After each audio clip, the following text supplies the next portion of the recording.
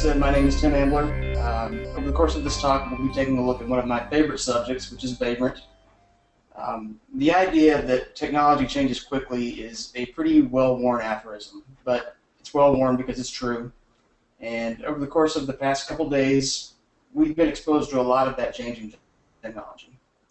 Concepts such as full-stack JavaScript with Node, CSS3 animations, Angular directives.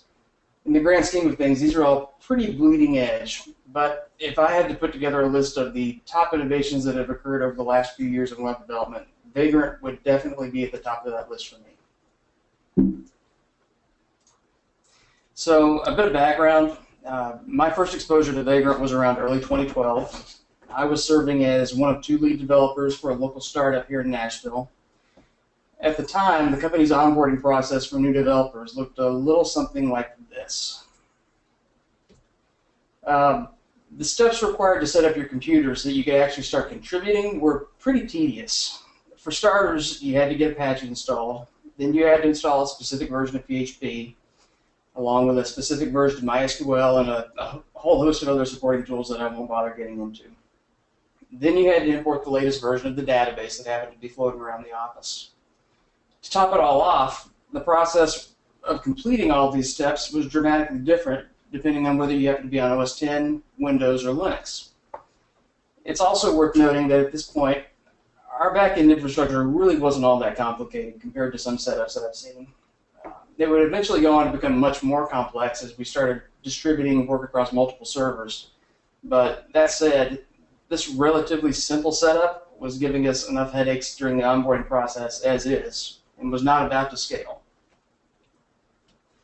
When a new developer joined the team, inevitably what you would see was this multiple day-long process that looked a lot like a game of telephone, where the last person to join the team was forced to impart the knowledge that was passed on to him by the last person to join, and on down the line. And all of this was just to get you started. So, heaven forbid that something significant actually changed, which it frequently did, and you had to rinse and repeat all over again. Eventually, after watching one too many people jump through these hoops, we got the bright idea that there must be a better way. And sure enough, there was, and for us, that better way was Vagrant. So what is Vagrant anyway? Well, regardless of whether you actually use these tools on a day-to-day basis, I'm sure that everyone here has at least a passing familiarity with virtualization products such as VMware, Parallels, and VirtualBox. These products are what make it possible for us to run the latest copy of Windows 8 on OS X or vice versa. These tools have been around for some time. This is nothing new. But the big innovation that Vagrant brought to the table was the notion that, hey, wouldn't it be really cool if someone created a utility that allowed you to write scripts that could then tell these tools what to do? Scripts that you could share and reuse. Scripts that could take this messy hairball of pain that is server deployment and turn it into something manageable and maybe even enjoyable. And well, Vagrant does that. So in essence, Vagrant makes you the conductor of your own personal deployment symphony. It lets you write scripts that tell your computer how to make other virtual computers that you can then interact with as a developer. In hindsight, it's a pretty simple concept that makes you stop and go, well, why didn't I think of that? But usually the best ideas are like that. So the notion of being able to create custom servers that you can then share with your colleagues is pretty awesome in its own right. But Vagrant actually takes it one step further. In addition to running these custom servers in your own environment, Vagrant also allows you to take those same servers and launch them remotely on a number of well-known cloud platforms. For example, Amazon Web Services, DigitalOcean, and Rackspace, just to name a few.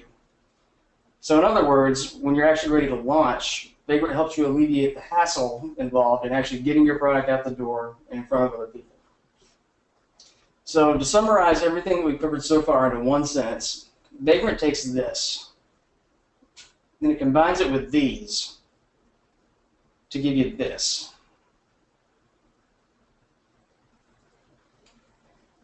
So now that we've covered a few of the basics about what Vagrant actually is, let's take a look at how Vagrant can have an impact on specific roles within the development process. For starters, if you're a developer, Vagrant helps you isolate your dependencies and their configuration within a single, consistent, shareable, disposable environment. And importantly, it doesn't force you to sacrifice any of the development tools that you're familiar with along the way. You don't have to SSH into some remote server and edit files with Vim, for example, if that's not your thing. You can use whatever text editor you prefer. It also relieves you of the tedium of having to juggle different configurations across multiple projects. So if you happen to find yourself working on a project that relies on PHP, for example, and you don't happen to have the required version on your Mac, you don't have to worry about it. Finally, every developer has at one point tried to track down a bug with a colleague whose response is, well, it works on my machine. Vagrant alleviates that problem because with Vagrant, there is no such thing as my machine. You're all working in an identical environment. If you're an operations engineer, Vagrant provides you with a disposable sandbox in which you can create and test infrastructure management scripts. If you want to, say, experiment with running the newest version of MongoDB or mess around with Redis, for example, Vagrant lets you do that locally and then with the same scripts remotely on your cloud provider of choice. And finally, if you're a designer, Vagrant lets you focus on what you do best, design. Vagrant ensures that you have access to the same running environment that the developers on your project are using, but without forcing you to dig through the underlying details. And as the technology stack that powers your project changes, as it inevitably will, your environment will track right along with it, without requiring you or anyone else to fiddle with your computer settings. So that takes care of our initial introduction to Vagrant. Why don't we get our hands dirty with some actual examples? First, a few obvious prerequisites. You'll want to install VirtualBox. I mentioned this earlier in the presentation. This is a free alternative to paid products such as VMware and Parallels. While Vagrant supports VMware and Parallels, most of the examples that we'll be looking at today are designed with the expectation that you're using VirtualBox. And since one of our main goals is to create a development environment that can be shared with anyone, the fact that VirtualBox is free provides us with a solid baseline from which we can be sure others can operate without having to buy anything.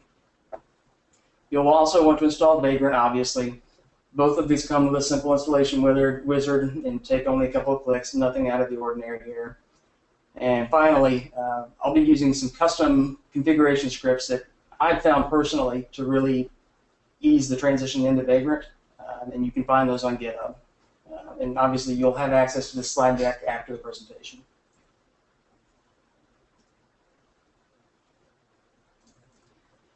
Okay, so let's assume for the moment that you are completely new to Vagrant. You just installed VirtualBox, you just installed Vagrant, now what do? Let's get started by creating our first virtual server. I'm going to go to my desktop, and I'm going to create a folder called My Box. I'm going to cd into that, and then I'm going to type vagrant init HashiCorp /precise 32. And I'll tell you what this means here in a moment. In order to explain what I'm doing here, I'm going to have to take a very brief detour. The people behind Vagrant and the Vagrant community at large provide a large number of what are called base boxes. These are very basic, generic servers without a lot of extra stuff installed that you might not want. These are great resources on which you can build your own custom foundation. You can find base boxes for Ubuntu, Debian, and CentOS, just to name a few. Pretty much every well-known distro is represented, and if it's not, you can create your own, which we'll get to in a later example. But going back to the current example, when we typed vagrant init HashiCorp precise 32, we were referencing one of these pre-existing base boxes that the community has made available. It's actually possible to pull in a base box from any URL, but a recent addition to Vagrant is a website that you can find at vagrantcloud.com, and I'll pull that up in my browser now. I've explored this a little bit and didn't find much of value here. Essentially, Vagrant Cloud is Vagrant's official site for posting and sharing boxes, but it's entirely optional. They attempt to monetize this by charging you for the ability to host private boxes, but again, you can host these anywhere.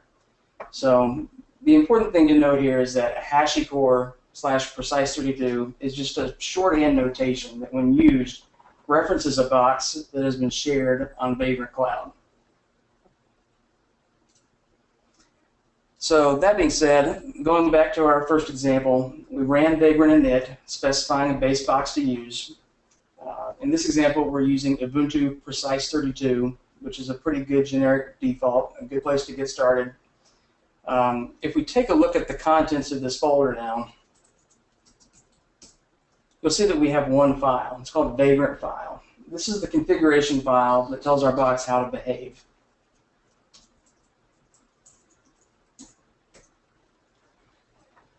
This is what the default Vagrant file that Vagrant creates looks like. It's in here that we can specify settings such as our box's IP address, forwarded ports, allocated RAM, host name, and other things of that nature. It's written in Ruby, which I'm not a big fan of, but we'll come back and talk about configuration a bit more in our next example. For now, I'm just going to clear the screen here. I'm going to type Vagrant up. This will boot up our new server. We'll see some status messages printed out to the console that keep us posted as to what's going on. When the process finishes, our server is ready for use. Vagrant provides a shortcut for signing into the server, which we'll use here in a second. You just have to type Vagrant SSH. And now we're signed in. I'll type a few commands here just to give you a lay of the land. But again, this is just a standard Ubuntu Precise32 server. It doesn't have anything running locally, not a lot of services installed. It doesn't do much because we haven't told it how to yet. But again, we'll touch on that in our next example as well. When we're done with this box, you can do a couple of things with it. First of all, I'm going to exit out. Now I'm back to the console on my Mac. We could put it to sleep with Vagrant suspend. We can bring it back up by simply typing Vagrant up again.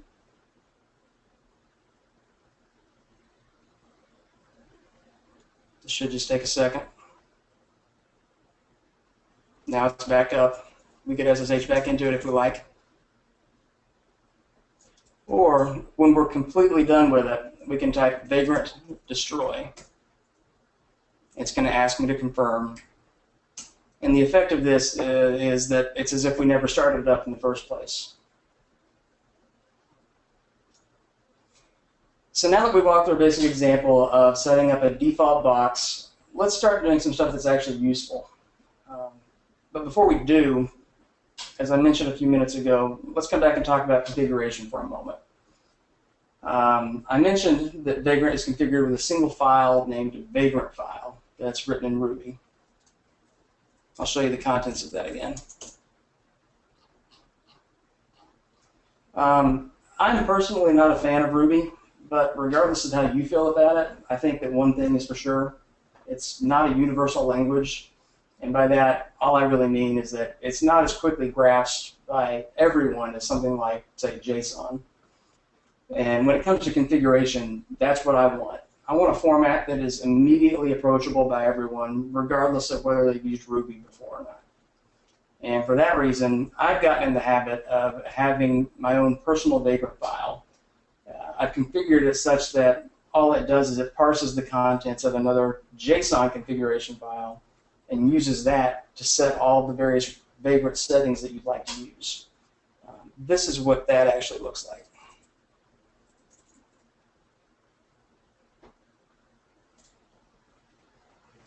Really straightforward. So right off the bat, you'll notice that we have a servers array that can take one or more objects, each of which describes a virtual server to be created. Most of the examples that we'll be working with involve spinning up a single server, but we do have the option of defining multiple servers that can work together. And we will eventually work through an example that does just that. I'm assigning this server a custom host name. As a result, when the box is ready, I'll be able to access it directly at the modernweb.site domain name. I'm also no longer referencing the HashiCorp/Precise32 base box that we used in our last example. I'm actually referencing a box of my own creation that I made available in my public Dropbox folder. We'll talk a bit more about how that works here in a minute. A time zone setting allows us to automatically set the appropriate time zone on our new server. And scripts, that's a little bit more in depth. We're going to hit that in a later example as well. One final thing to take note of, you'll notice that we have a paths object that we specify as well. It's here that we can specify one or more mappings that will enable us to map files on my Mac to paths on the server. In this example, these settings will result in the files on my Mac that are located within the repos/modern website folder being available on this server at /opt/site.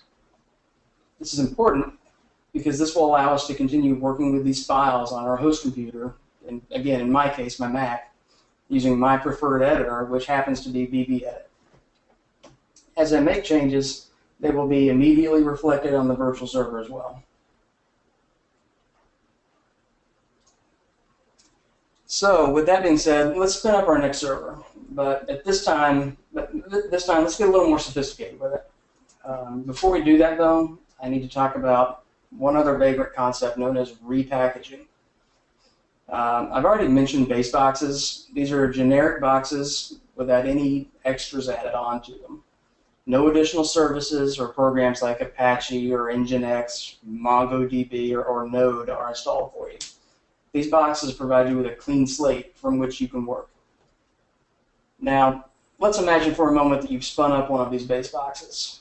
You've signed in, you've installed Node, you've installed MongoDB, and a few other dependencies that you want. Now you'd like to use this box's current state as your baseline moving forward. Obviously, you don't want to have to do this manually every time you spin up the box because that defeats the whole point of what we're trying to accomplish here. So how do you go about doing that? There are a couple ways to do this, but one of the easiest that I've found is the repackaging process.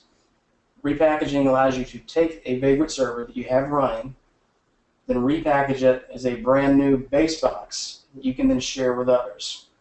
And I'll show you what that looks like right now.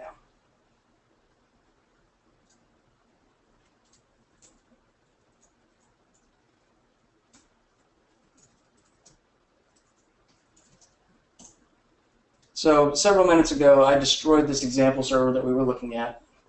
I'm actually going to bring it back up. And once it's up, I'm going to sign in again. I'm going to install Nginx. This is a pretty popular lightweight web server. Box is ready. Vagrant SSH, sign in. Just a couple of steps that I have to walk through to get Nginx installed. This should only take about 30 seconds.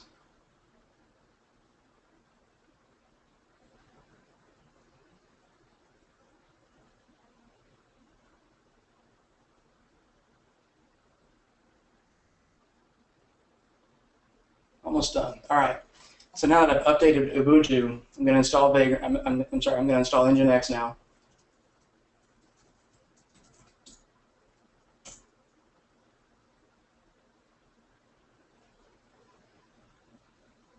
Done.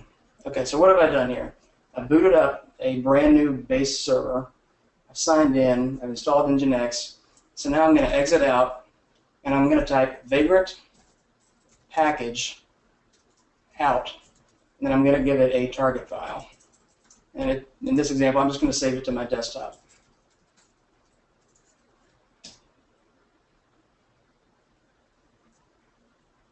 So what it's going to do now is it's going to shut down the server. It's going to export it out to a .box file, which you can then host anywhere you like. In the next several examples that we look at, I'm using such a box. I've got it in my public Dropbox folder. This usually takes anywhere from 2 to 3 minutes. It varies a little bit. We're not going to sit here and watch this, so I'm going to cancel out of that.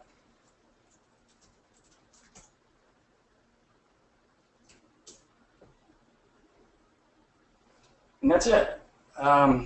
Just real quickly before we move on to the next example, I'm going to pull up my public Dropbox folder for a second.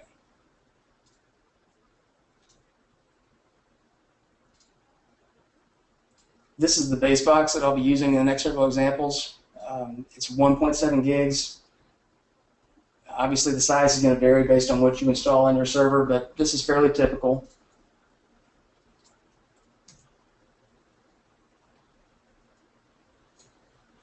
All right, so our next example.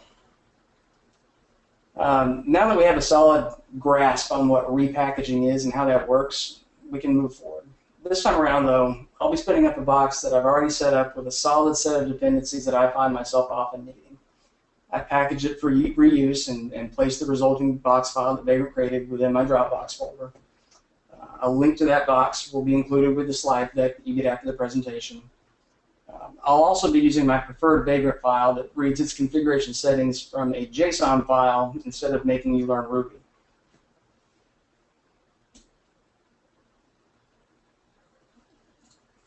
All right, so I'm going to spin up our next server.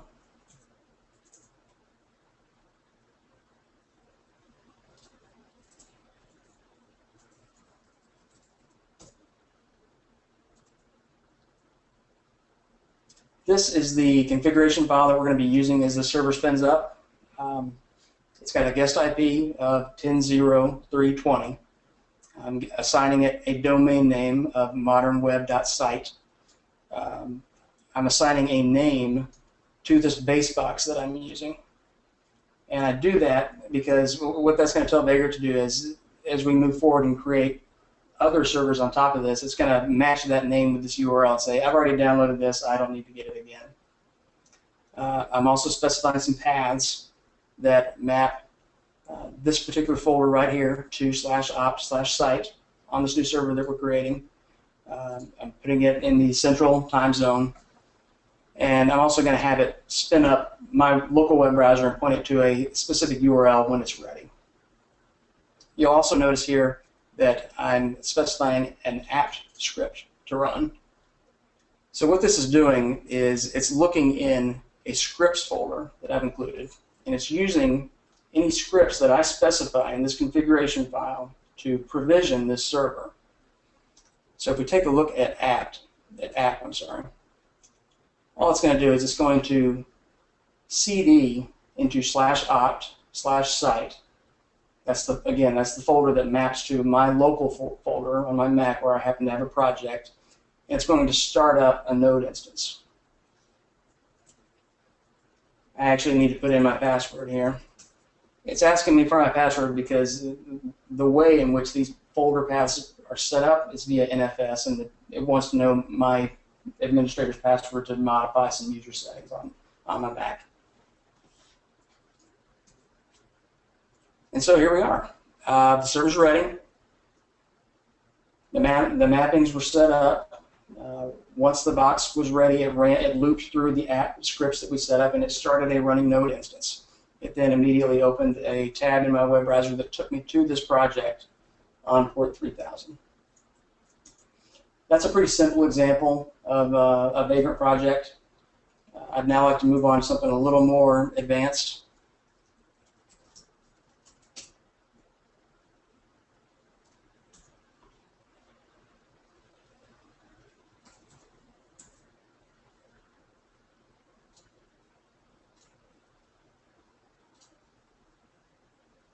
Give me just 1 second here. All right, so I'm going to take the example that we just ran through. I'm going to spin it up again, but this has been modified in a minor way. I don't know how many people here are using Node in production and how you're doing that, but typically when I do that, I oftentimes find myself not directing traffic directly to that running Node instance. That's usually abstracted behind something like, say, for example, Nginx. And this script that we're running right now is actually going to allow us to do that.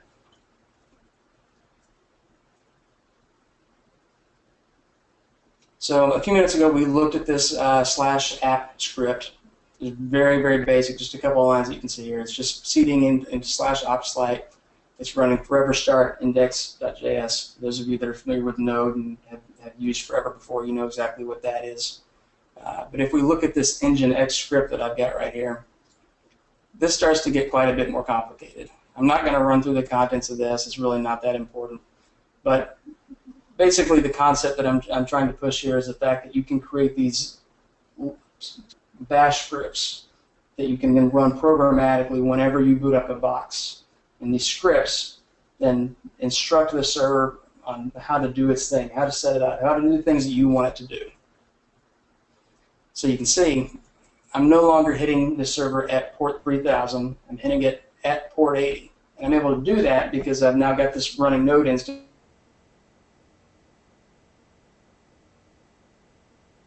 I was going to.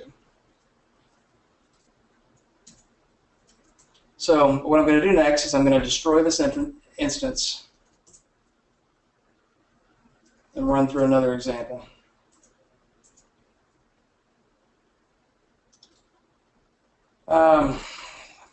One thing that I frequently find myself running into when I'm working in a project that has Vagrant is, so I've created this box that I've given to my colleagues. You know, they come in at the beginning of the day, they spin it up, they start working on the project. That's all well and good, but when the box is up and running and they go into the app that we're building, they need to have a basic set of data to power the thing. You know, we need a shared schema that we can read and import over and over. And I'm going to show you how I typically go about doing that in this example.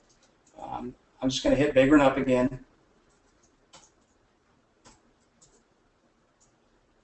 And if we take a look at this data script that I'm now using right here, my script's configuration, I'm just running app and data. In here, these are just some basic bash commands where I'm telling MySQL to create a new database. I'm importing some data from a couple of flat files. And as a result, when the server's up and running, we can launch the app, and it's going to work exactly how we expect it to. This should just take a second. When it's done, I'm going to sign in with SQL Pro, RoboMongo, and show you that the databases are set up like we would expect them to be.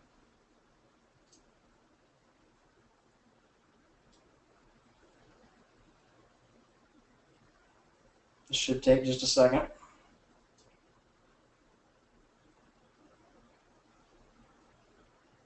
By the way, if anybody has any questions as we're looking at this, feel free to throw them out there. I'd love to hear them.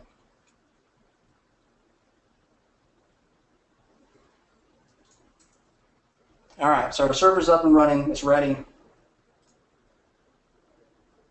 I'm going to drag SQL Pro over here now.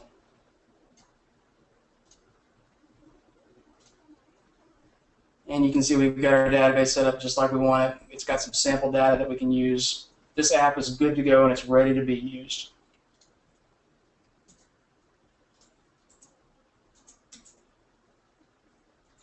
All right, with that illustrated, I'm going to destroy this box again.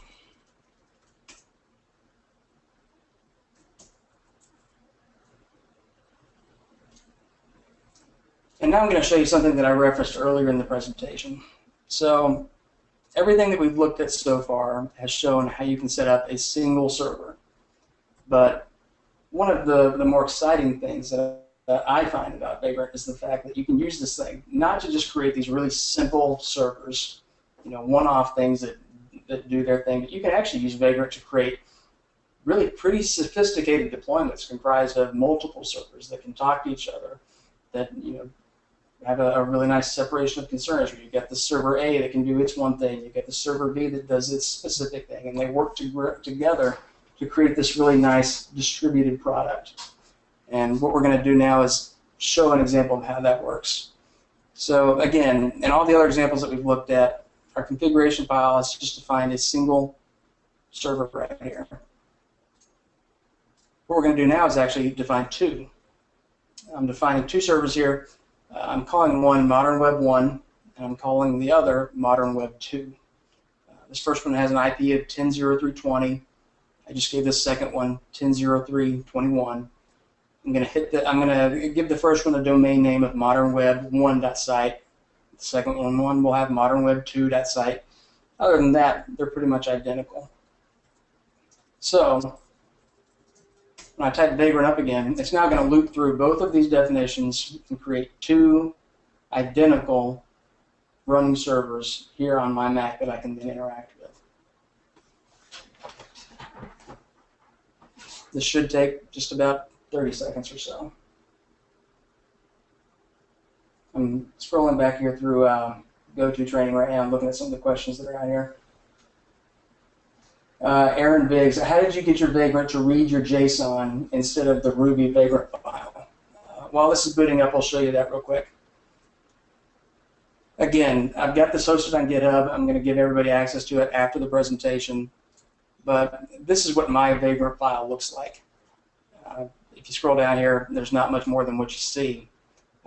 I've broken everything down into a couple other smaller Ruby library files that I'm then pulling in. But to answer your specific question, how I'm loading that from a JavaScript, I'm sorry, from a JSON file.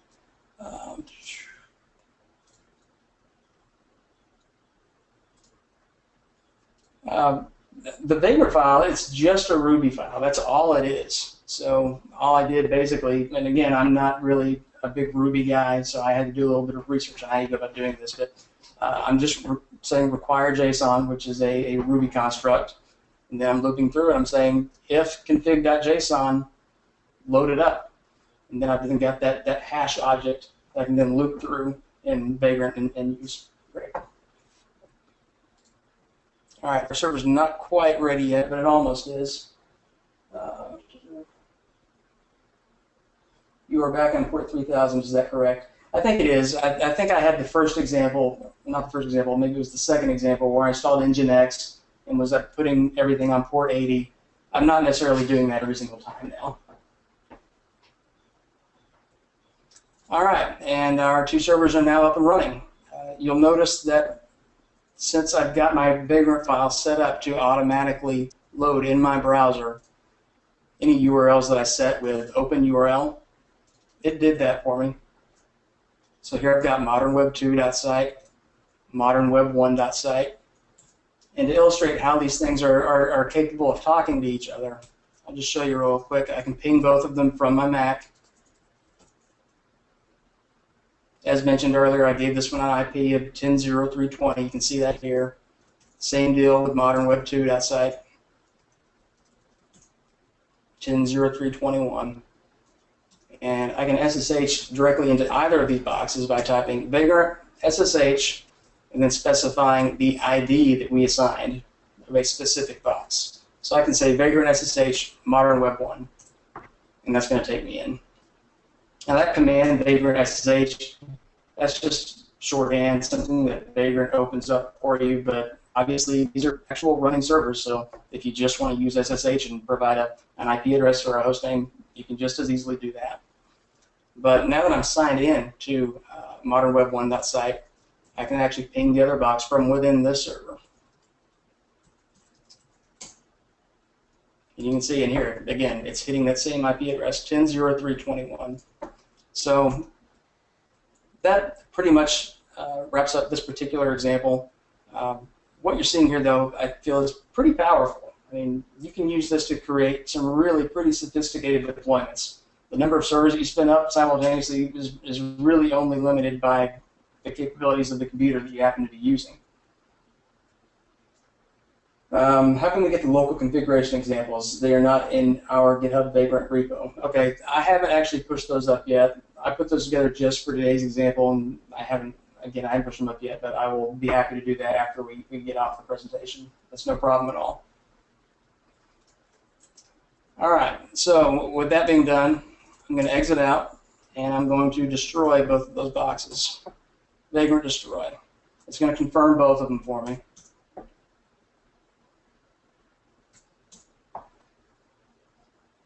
Done. And so I have no servers running right now. It's as though, you know, I haven't done anything. Our box is back to its pristine state. So our next example is going to involve ultimately what could potentially be one of the coolest aspects of Vagrant, which is the ability to take one of your script definitions and use that to deploy to a remote cloud provider. So I'm just going to repeat the process that we've done now a few times. I'm going to copy this configuration over, put it in our config.default.json file, and you'll notice it's a little bit different from some of the ones that we've used already, but I am specifying a couple of extra things. I'm saying provider, DigitalOcean, and I'm also passing some provider settings.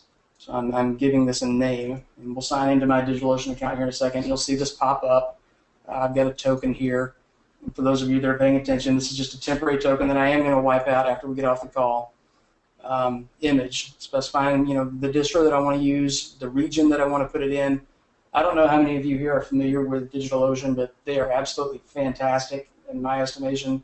The pricing is significantly cheaper than what you're going to find on Amazon Web Services. They do occasionally have a couple of hiccups in terms of reliability, but they're getting better every day. I can also specify what region that I want to put this server in. So much like Amazon Web Services or any other well-known cloud provider, they've got servers all around the country, all around the world, and you can specify what region you want to put it in. So say, for example, I'm creating this fairly sophisticated deployment, and I'm expecting a lot of traffic. I could have one server running on the East Coast. I could have one running on the West Coast. They have a San Francisco region that you can tap into. So with this in here now, I'm going to boot this up.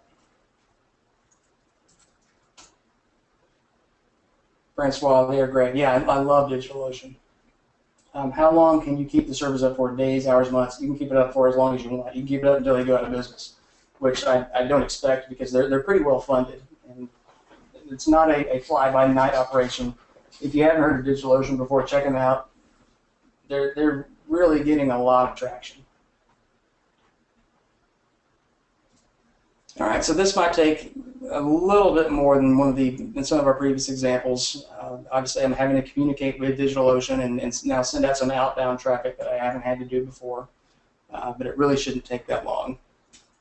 While it's doing that, I'm just going to jump back over here to my configuration file. Just like in all the previous examples, I'm specifying some paths here, and it's going to map these local folders to this DigitalOcean server that I'm creating. There is going to be one slight difference here. If I make any changes to these files now, after the server gets created, it's not going to be immediately reflected. As a matter of fact, it's not going to be reflected at all. All it's doing here in this case is it's just pushing them out to the server when it's ready. It's just a one-way push. There is no back and forth. Great. Okay, so creating a new droplet. Droplet, again, if you're not familiar with DigitalOcean, this is just their terminology for an instance, just marketing speak.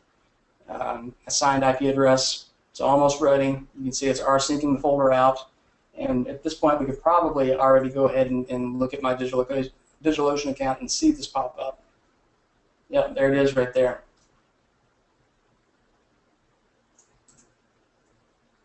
And the server's ready.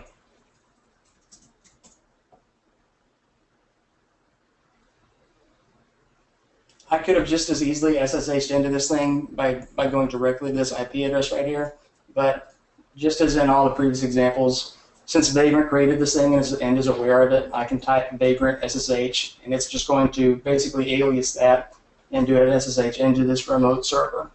But again, I could just as easily SSH directly into the IP if I wanted to. So I'm going to exit out of that, destroy it just as we have in all of our previous examples. And I've got a couple of other examples here that I want to run through real quick that I feel are going to illustrate some really pretty useful things that I've come to rely on pretty frequently. The first one is going to be an example of how you can use ngrok within Vagrant. I don't know if any of you are familiar with that, but this is a fantastic service. I don't know if Ryan Niemeyer is on the call right now or not, but I believe he's the one who actually introduced this to me. So what I'm going to do now is I'm just going to go back to our previous example, or the first one that we did. I'm just going to spin up a really basic box.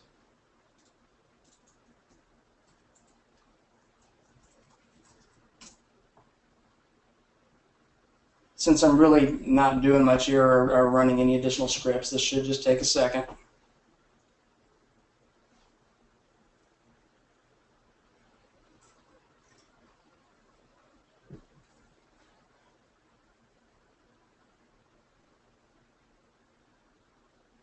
I appreciate everybody showing me a little bit of patience here. Obviously, the topic at hand, it's not the kind of thing where you can just spin these up instantaneously. It does take a couple seconds.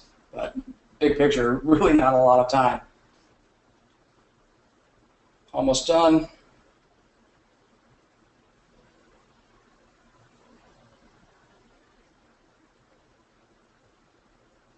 Almost.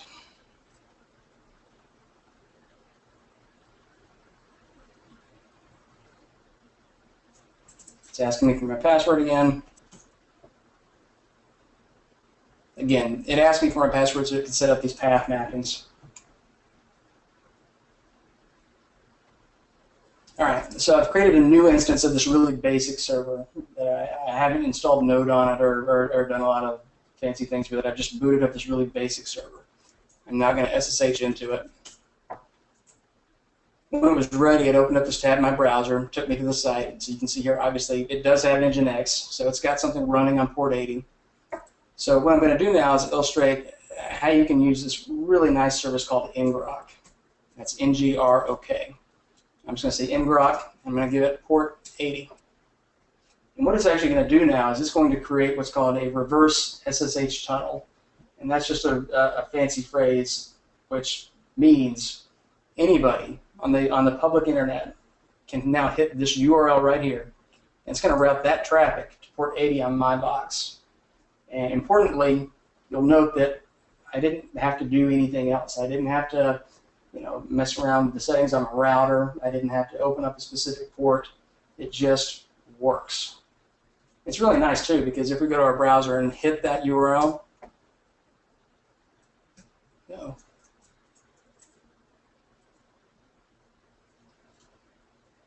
might be having some internet trouble here. There we go. Okay. You can see I'm hitting 5370d93f.ngrok.com. It's really cool because as you're doing that, you can keep an eye on what's running here in the terminal, and it's going to show you the traffic, the requests that are coming through.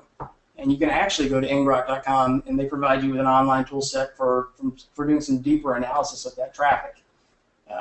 What I'm showing you right here is actually free, but for a very minimal one-time fee, you can get some extra services. You can get custom subdomain names, so you could point everybody to, your custom name.ngrok.com. For those of you that want to get a little more sophisticated with it, ngrok is actually an open source tool, so you can install this on your own server and completely push their service out of the picture for you and host this yourself if you like.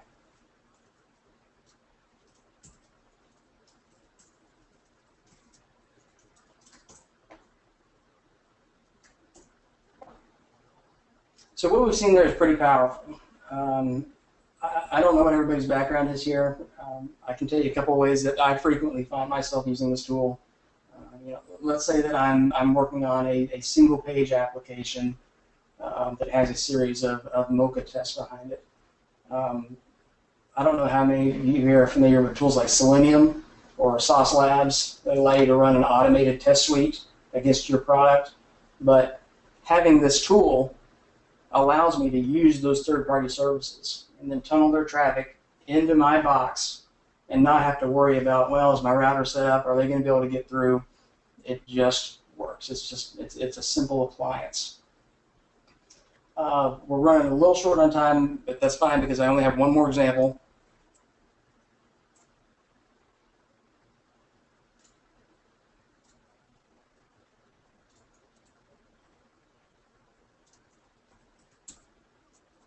All right, I've destroyed the server already.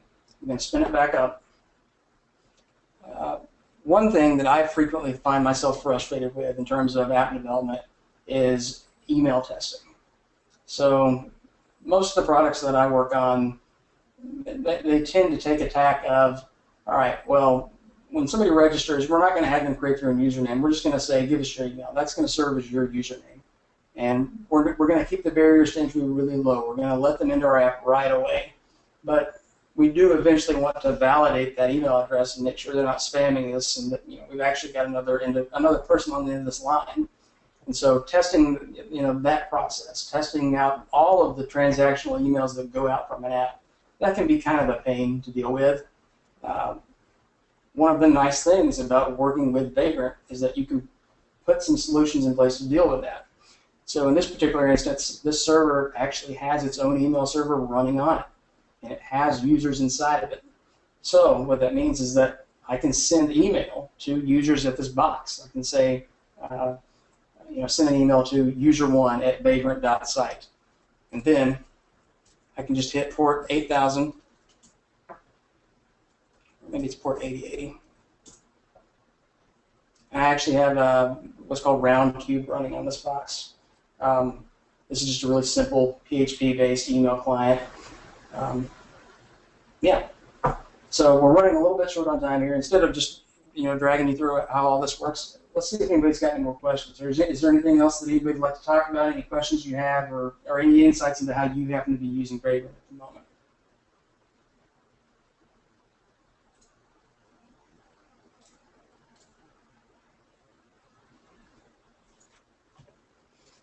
Regarding the guest IP aspect of the config, how did you choose it? Is that router specific? Would it make sense to use a 198.162.xx address? I honestly don't remember where I got that number. I've been using Vagrant for a while now, and I think that's just the numbering scheme that I happen to have stumbled on.